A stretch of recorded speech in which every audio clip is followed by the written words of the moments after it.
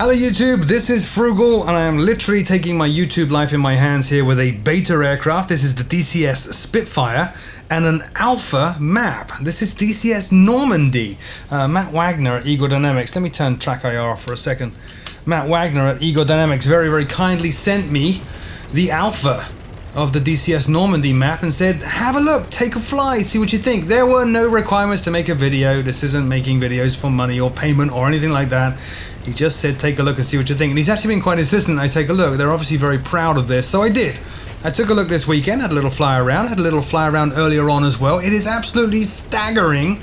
I don't normally do scenery videos, so you know it's kind of special when I actually when I do one. So yeah, let's try it. Now I'm not an expert at the Spitfire. I've had the beta of the Spitfire for a while. I have not flown it. I was kind of waiting for it to mature a little bit, and there's some quirks with it, but again, I'm not an expert, so who knows. Let me just check all the switches in the right place. So the flaps are up.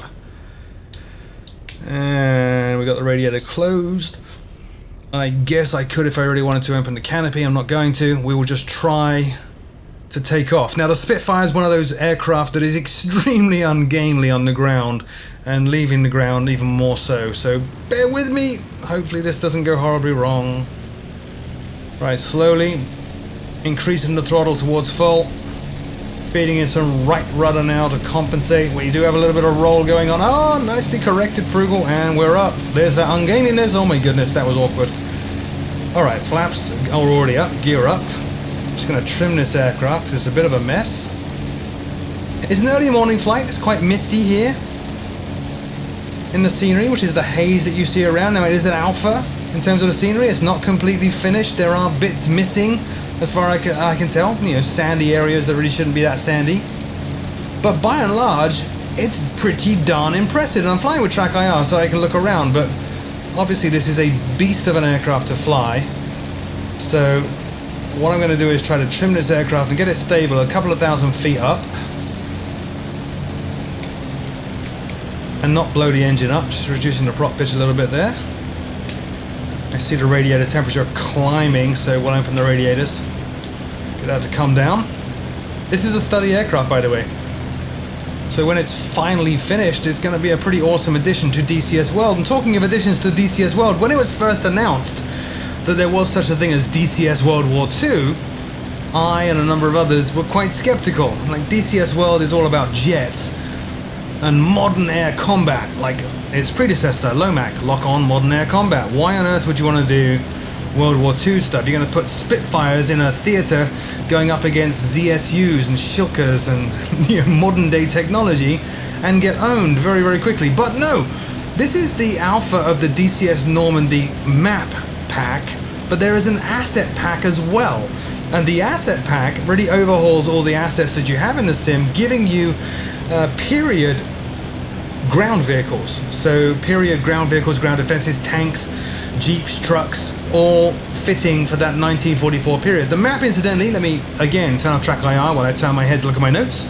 is 267 kilometers by 348 kilometers. That's how big it is. It covers Normandy and southern England, so you can fly sorties launching off southern England and then fly out to France and get engaged in combat there, which is kind of cool. And it models Normandy, which is of course in northern France, in 1944 after the D-Day landings. It does include 30 airfields. It includes the D-Day landing beaches and the Atlantic Wall, which was Hitler's grand plan to come up with heavily fortified defenses all along the coast of northern France to repel any potential invasion.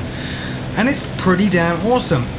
There we go, we're coming up on the right altitude now. We're actually way over it, coming up on 4,000 feet. So let me come off the throttle here a little bit. We'll try to trim this.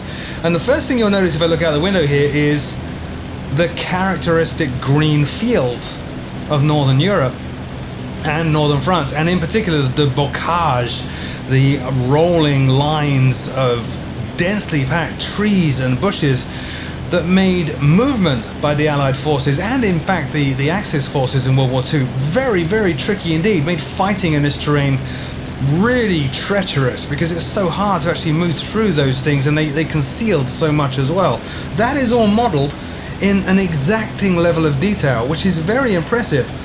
Now I actually have a frame rate counter running. I don't know if Shadowplay is going to record it, but it's currently showing me between 50 and 60 frames per second. It's that good even in alpha. When I drop down to near ground level, you'll see it drop a little bit, usually to the low to high 40s. It just dropped a little bit there. There are some stutters as well. This is a huge map. It is the most detailed map Eagle Dynamics have ever released for DCS World, and Vegas was huge on its own, weighing at 25 gigabytes. This is even bigger. I didn't go and look at the folder to find out exactly how large it is, but it is huge. Coming up, I think, on Cairn now. Yeah, so let's kill the throttle a little bit. Let's drop on down to this heavily populated area of Normandy, and I'll show you the performance because it's staggering. It is absolutely staggering. We need more simulators like DCS World. And I only hope after the release of this, now a bit of a shadow flicker by the way, don't worry about it too much, I'm sure that's going to get addressed, but I only hope after this that they start to cover other theatres in World War II, notably Italy. That would be incredible with all the mountains and the hillside. Look at that. That is nuts! The number of trees and houses going on. There's a cathedral or a church over there. Let's see if we can gently maneuver this aircraft around. It is a temperamental beast, the Spitfire. Requires a gentle hand to get the most out of it. Let's fly on down here to this cathedral and take a look. We'll actually be over Rouen, actually, if that's a cathedral, not Caen. Yes, I think we are. Look at that. Incredible. Great level of detail. I have all the settings maxed right now. Oh, my frame rate did drop to about 30 there, but you actually don't notice it this high up. And that's partly because I'm turning. If I level up here, you should see the frame rate start to come back up again. I hope. We'll see. No, maybe Shadowplay just locked it because it's not moving at all now. But anyway, performance is still very, very good. Let's head on out to the coastline. Where am I heading? North, that's correct. And we'll follow the coastline down and see what we can see there. Factories over there, look. Incredible, complete with the smoke coming out of the chimneys.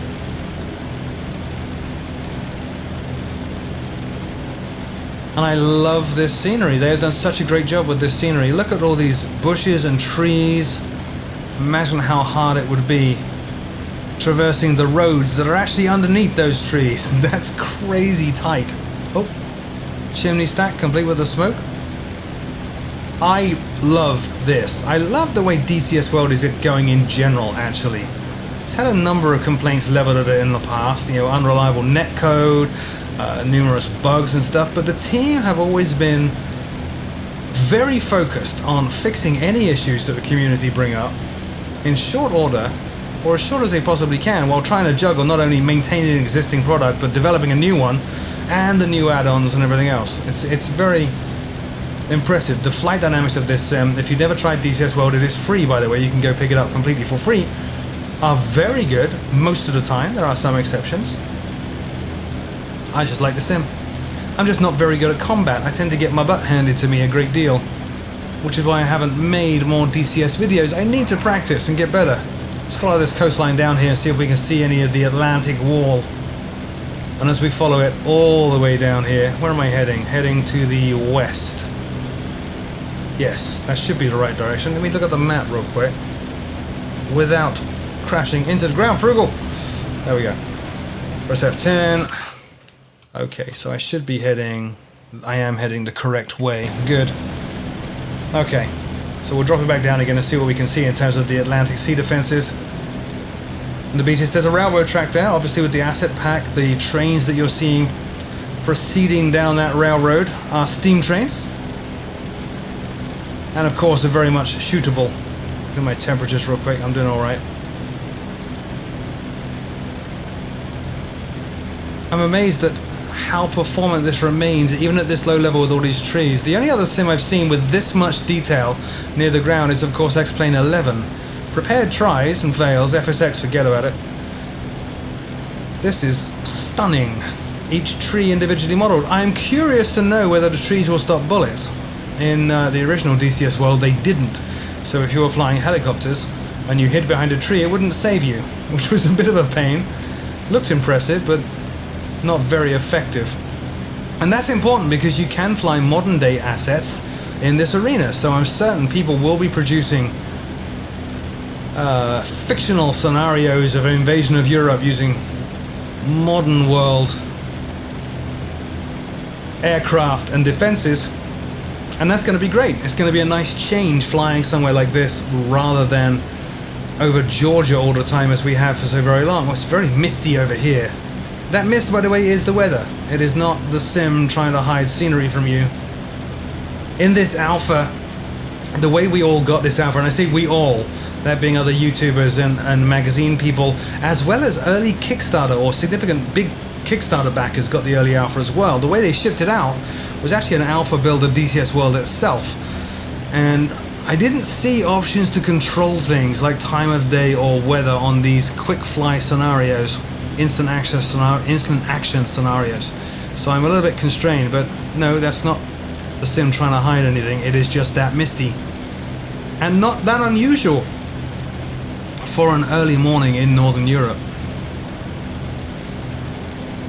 I think I'm still a little bit far away from the D-Day landing beaches. We will continue down though and see if anything jumps out. It might not. In this alpha it might not be there yet.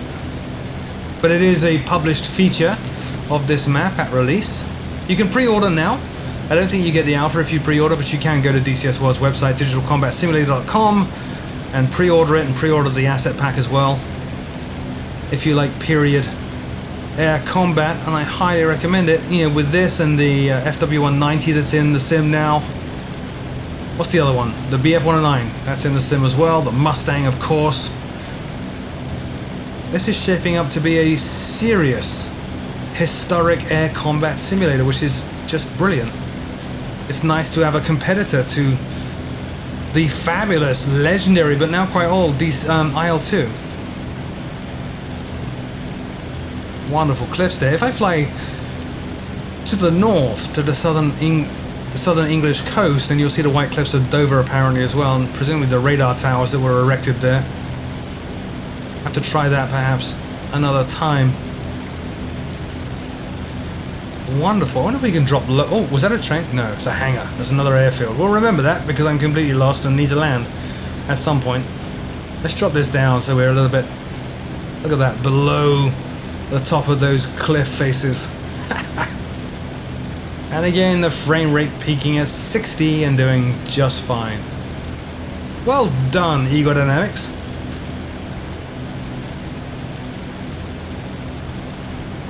Brilliant.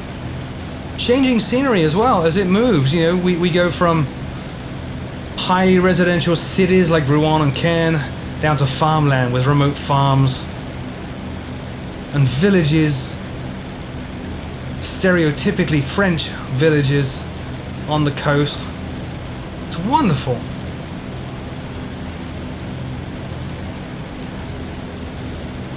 My goodness.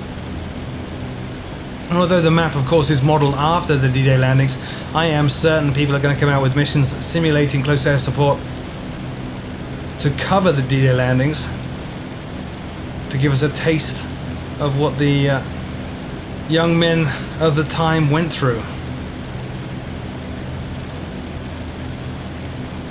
And an appreciation for their sacrifice. To that, all the defences there, you see them? The berms on top of the sandy beach.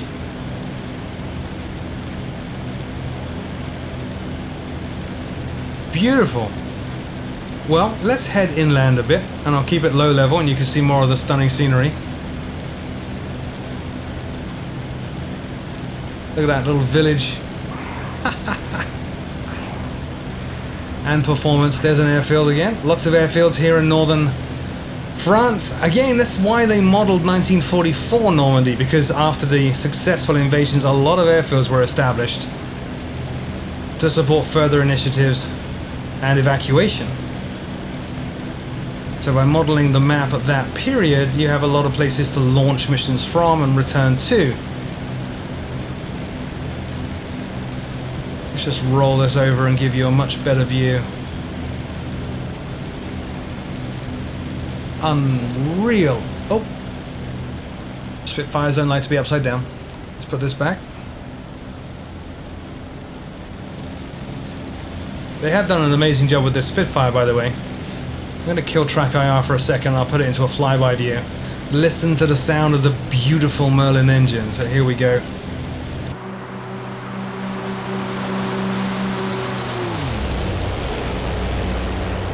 That's just music.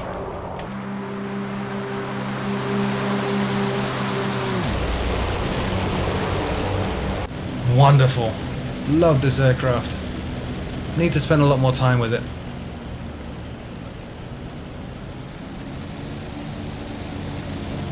So there you go. A brief glimpse. I mean, there's so much to show you. I couldn't possibly show you everything in one video. A brief glimpse, though, of the new upcoming DCS Normandy map, and they have done a phenomenal job. Well worth investing in, particularly if you're interested in World War II air combat. I can see a lot of content coming out for this after release. I do see an airfield over there. Let's fly on back and see if I can land without wrecking this beast. I have landed this successfully once, and then after landing it successfully and grinding to a halt on the airstrip, the aircraft did nose over, and I wrecked it. I think I have my brakes inverted, which is a little awkward. So when I touch down, I'm going to jam the brakes on, which I think is going to turn the brakes off, rather than fire up the options and try to tweak stuff mid-flight. And see if that helps a little. Hopefully it will. That is an airfield in the distance, right? Over there, I think. We did pass a couple. Beautiful. What a great set of visuals. This is what we want from simulators. This is what we want. Highly detailed terrain and scenery that you can fly over without a significant frame rate hit. Something that's very immersive. And talking of immersive, flying this in virtual reality is sublime. Really sublime. There's so much detail on the ground. So many things whizzing past the canopy if you get low enough that it is really immersive and engaging in a VR headset. That looks like a runway. I'm going to guess that it is. Let's find out. So I'm going to reduce my speed now. We'll go prop full. It's actually prop low pitch, which is full forward. Speed is gently coming down. Where are we at? Oh, a little bit of a stutter from the engine. Don't just cut the throttle, Frugal. 220 now. Need to retrim it. A few pops and bangs from the engine because it's running so low. Bidding in some rudder to coordinate this turn. Oh, pop, pop, bang, bang. I'm obviously not treating this aircraft very well at all. Speed is very low now. So, we will hold the landing gear switch in the down position. Now, it's a bit of a stutter there as it's loading in new scenery, because I haven't flown this part of the map at low altitude, but after that initial stutter and maybe one or two more, it tends to stay very good indeed. Now, a little bit too fast. I actually cannot see the runway because the sun's in my eyes, which is wonderful. I love that that's a problem in a virtual environment such as this. No PAPI lights, no ILS. No wonderful toys like that. Flaps down. Oof. Let's see if we can ease off this throttle. I'm coming in very fast. Speed is dropping though, suitably. 140. And down to 130. And 120. Let's see what we can do. I'm going to be a little bit to the right, but that's okay, I think. I'm going to try to pull the stick back. Oh, I need to jam those brakes on because I think I have them reversed. We'll find out. If this noses over, I don't actually have the brakes reversed. I just am really bad at landing the Spitfire. Oh, my ground loop. Oh, they're easy to replace. It's just a wing. Plenty of spares in World War II Normandy. No, the brakes are not reversed. I'm just having a lot of trouble. I need to practice. Bouncy, bouncy, bouncy. There you go. My first look. With a terrible landing at the DCS Normandy Alpha Pack. Look at those hangars. Absolutely brilliant. You see all the scaffolding around the outside of the hangars. Wonderful stuff. As always, my name is Frugal. Thank you so very much for watching and wasting some time watching me almost crash the Spitfire, but not. We are still alive. The engine is still turning. Until next time, I will see you all very soon.